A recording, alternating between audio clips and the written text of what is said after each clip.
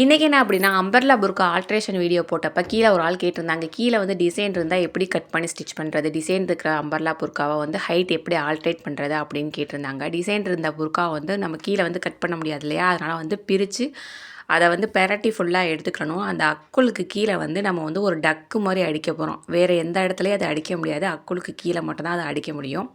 உள்பாவடையில் வந்து டக் அடிப்போம் இல்லையா, அந்த மாதிரி ஹைட் கம்மி பண்ணுறதுக்கு அதை வந்து எங்கள் ஊரில் டக்குன்னு தான் சொல்லுவாங்க. உங்கள் ஊரில் என்ன சொல்லுவாங்கன்னு எனக்கு தெரில. ஹைட் கம்மி பண்ணுறதுக்கு வந்து துணியை பிடிச்சி வச்சு அந்த மாதிரி தப்போம் இல்லையா, அதுதான் இந்த புர்காவில் வந்து மேல் பகுதியில் செய்ய போகிறோம். கீழ் பகுதியில் வந்தோமாக்கா அது அப்படியே விரிஞ்சுக்கிட்டே போகும். அதை வந்து நம்மளால் இது பண்ண முடியாது. மேலே வந்து கொஞ்சம் ஒடுக்கமாக இருக்கும் இல்லையா, அந்த இடத்துல வந்து இன்றைக்கி வந்து இந்த புர்காவில் வந்து நான் 2 இன்ச் அளவுக்கு வந்து கம்மி பண்ண போகிறேன். அதனால் ஒவ்வொரு பக்கமும் ஒவ்வொரு இன்ச்சை வச்சு அதை வந்து பிடிச்சி அடிக்க போகிறேன். ஃபஸ்ட்டு புர்காவை ஃபுல்லாக பெரட்டி எடுத்துக்கோங்க. அதுக்கப்புறம் உங்களுக்கு எந்த அளவுக்கு ஹைட்டு கம்மியோ அந்த அந்த அளவை வந்து எடுத்து அதை வந்து நல்லா ஸ்ட்ரெயிட்டாக வச்சுக்கோங்க. தேவைப்பட்டால் பின் கூட குத்திக்கோங்க. ஆனால் நான் எதுவும் பின் குத்தலை. ஒரு கார்னரில் ஸ்டார்ட் பண்ணி கரெக்டாக அந்த கார்னருக்கு வந்து கொஞ்சம் கொஞ்சமாக ஸ்டிச் பண்ணுங்கள். ஏன்னா இந்த புர்காங்கிறனால வலிவிட்டு போகும். அதனால் கொஞ்சம் கொஞ்சமாக ஸ்டிச் பண்ணி அடுத்த கார்னரில் வந்து முடிச்சிருங்க.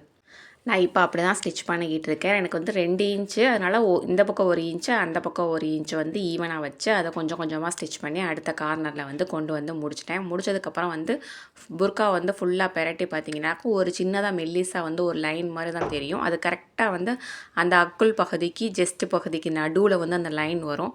இது புர்கா அப்படிங்கிறனால மேக்ஸிமம் வந்து அந்த ஜெஸ்ட் பகுதியை வந்து நம்ம ஷால் போட்டு கவர் பண்ணிடுவோம். அதனால் அது பெருசாக எதுவும் தெரியாது. முதுகு பகுதியில் தான் கொஞ்சம் தெரியறதுக்கு வாய்ப்பு இருக்குது. நான் ஸ்டிச் பண்ணிவிட்டு ஃபுல்லாக ஸ்டிச் பண்ணிவிட்டு அதை பெரட்டி விட்டுட்டேன். நடுவில் வந்து ஒரு லைன் மாதிரி தெரியும். இது ஃபுல்லாக கருப்பு புர்கா அப்படிங்கிறனால அந்த லைன் வந்து உங்களுக்கு தெளிவாக தெரிய மாட்டேங்குது. ஆனால் நீங்கள் ஸ்டிச் பண்ணிவிட்டு பார்த்தா உங்களுக்கே அது தெரியும். ஆனால் கண்டிப்பாக அந்த கோடு வந்து தெரிய தான் செய்யும், தெரியாமலாம் இருக்காது.